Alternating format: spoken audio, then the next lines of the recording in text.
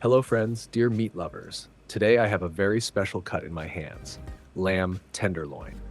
This is one of the most tender and most valuable cuts obtained in very small quantities from a lamb. I sliced the tenderloin thinly, spread it out, and placed it into a bowl. I added a little vegetable oil on top and mixed it well. I then let it rest in the refrigerator for exactly 4 days. This process actually allows the muscle fat of the meat to relax and become even more tender. Tenderloin is naturally soft, but with proper resting, you achieve a melt-in-your-mouth texture.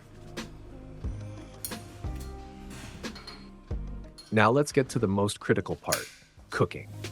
Tenderloin is a very quick cooking cut. If you cook it for more than 2 minutes, it can lose all that tenderness. There are 3 important things here.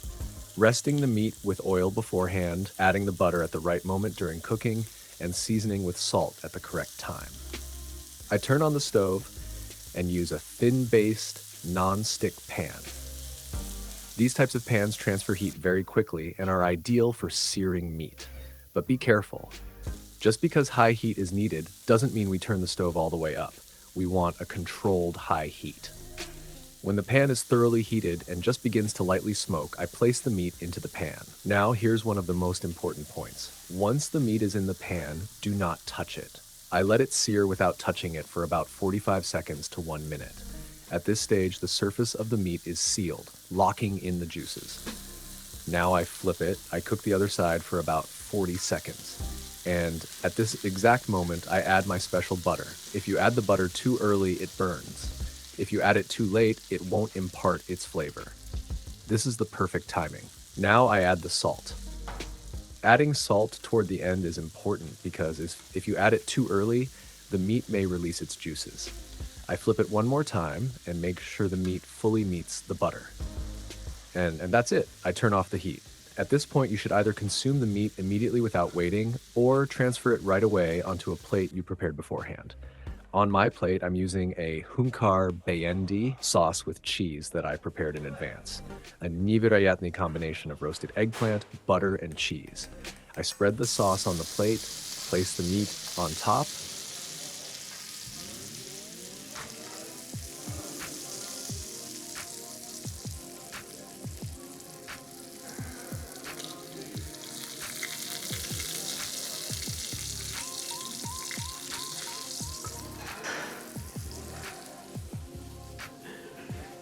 and for the final touch, I drizzle that foaming butter from the pan over it with a sizzling finish.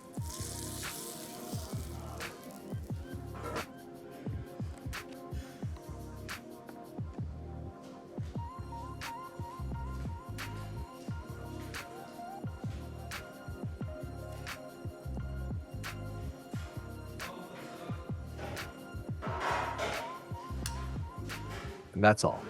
Enjoy in advance to everyone who will try it. See you in the next video. Goodbye.